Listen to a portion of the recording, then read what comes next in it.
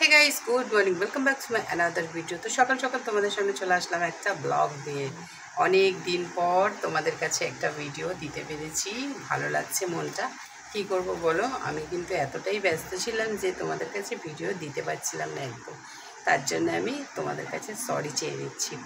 আর হচ্ছে শর্টসটা তাও হচ্ছে কি বলো তো, চেষ্টা করেছি বানাতে দিনের শেষে, কিন্তু বড় ভিডিও বুঝতেই পারছো, এডিটিংয়ের একটা ব্যাপার থাকে, তো সেই কারণেই হয়ে ওঠেনি। তো যাই হোক, মোটামুটি সকাল সকাল ব্লগটা আপাতত স্টার্ট করলাম। আশা করছি সকলে ভালো আছো, এই কামনা নিয়ে, সকলে ভালো থাকো এই কামনা নিয়ে ব্লগটা স্টার্ট করছি। যে যেখান থেকে দেখছো সকলকে অনেক অনেক ভালোবাসা জানিয়ে আমি আমার ব্লগটা স্টার্ট করলাম। আর যদি কেউ আজকে চ্যানেল নতুন ভিজিট করে থাকো, চ্যানেলটা সাবস্ক্রাইব করে দিও, পাশে থাকা বেল আইকনটা অবশ্যই কিন্তু প্রেস করে দিও। ফেসবুক পেজ আর ইনস্টাগ্রামে ফলো করতে একদম ভুলো না।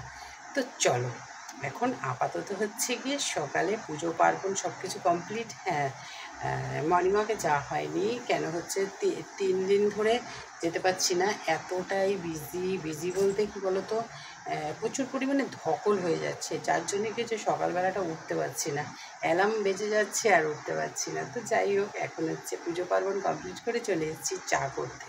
তো চাটা করি, তারপরে হচ্ছে সারাদিন কী করছি অবশ্যই তোমাদের সঙ্গে শেয়ার করবো। তো তোমরা দেখতে থাকো। তো আমি কিন্তু বসিয়ে দিয়েছি, দেখতে পাচ্ছ তো, চা, মানে দুধটা সবে বসিয়েছি, আর এখানে চলে এসছে হচ্ছে জানালা।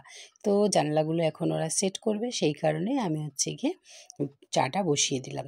আর হচ্ছে গিয়ে দেখতে পাচ্ছ তো জানলাটা ওরা সেট করছে।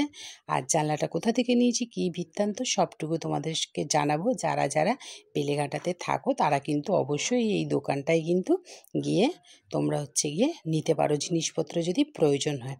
খুবই কম রেটে কিন্তু ওরা দিচ্ছে, যেহেতু ওরা আমাদের পাশে থাকতো, তো সেই কারণেই মানে আর কি একটু কম দামে দিচ্ছে। আর আমার ভিডিও দেখে যদি যাও অবশ্যই কিন্তু কম দামে পেয়ে যাবে। তো জানলাটা লাগাচ্ছে বলে আমি আবার একটু বাগানের দিকে ঘুরে দেখে গেলাম যে কেমন দেখতে লাগছে। তো মোটামুটি দেখতে পাচ্ছ। আচ্ছা, তোমাদের সঙ্গে একটুখানি শেয়ার করি, দেখো জানলাগুলো লাগিয়ে দিয়েছে, যে তার সঙ্গে একটুখানি পরিচয় করে দিচ্ছি। তার কারণ হচ্ছে এত কম দামে এত সুন্দর জিনিস কিন্তু এরাই দিতে পারে। তো ঠিক আছে, আমি হচ্ছে গিয়ে জানলাটা কেমন হয়েছে সেমন দেখে সেটা দেখিয়ে দিচ্ছি, আর একটুখানি কথা বলে দিচ্ছি কত কত মানে কত স্কোয়ার ফিটে কী দাম, সেগুলো তোমরা হচ্ছে যে যেরকমভাবে কাজ করে, তো তার জিনিসটা সেইভাবেই হচ্ছে কি ওরা তৈরি করে দেয়। তো এখন আপাতত একটুখানি কথা বলিয়ে নিচ্ছি। তো চলো, কথা বলো।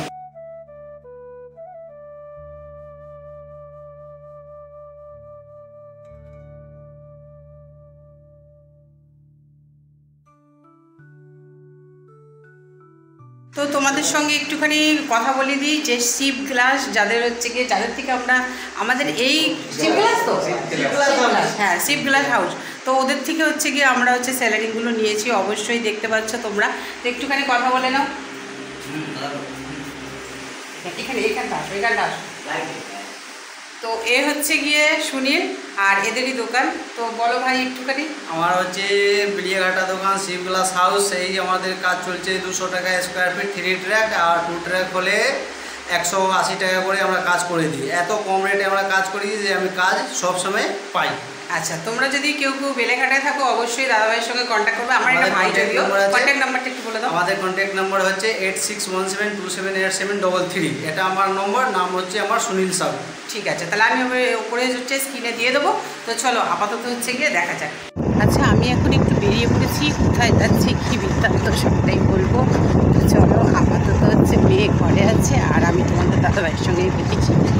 চলো দেখো কোথায় যাচ্ছি। তো আমি কিন্তু চলে গেছিলাম বউবাজারে আমার একটা গোল্ডকে টোনস করানোর ছিল, সেই কারণেই গেছিলাম। বাড়ি আসার পথে হচ্ছে গিয়ে গ্রিলওয়ালা চলে এসছে, তো ওইখানে গ্রিলটা রেখে সে আবার চলে গেছে। গ্রিলওয়ালা যে পরিমাণ আমাদের ভোগালো কি বলবো, তো বলার কথা নেই। তো যাই হোক, মোটামুটি রাত্রের জন্য ডিম সেদ্ধ আলু সেদ্ধ করে নেওয়া হয়েছে, আর হচ্ছে এখন হচ্ছে ডিমটা রান্না হবে।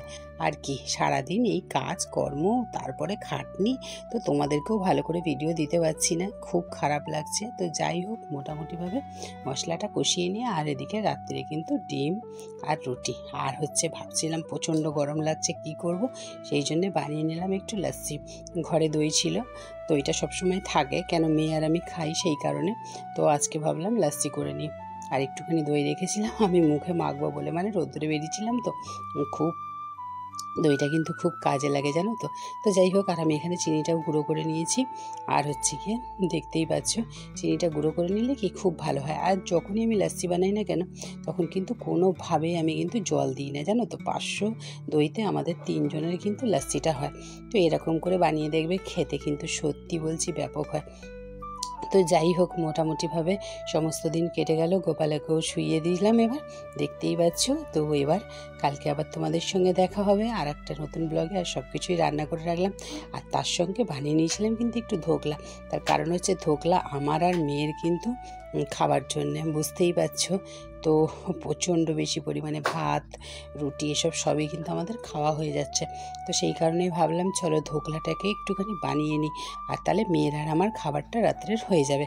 আর ডিমটাও যে বানিয়ে রাখলাম সেটা কিন্তু কালকের জন্য হয়ে যাবে।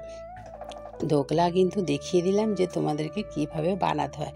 সব থেকে সহজ পদ্ধতি, কাজ করো আর ধোকলা বানাও, খেয়ে দিয়ে রেস্ট নাও। তো চলো আজকের মতন দেখা।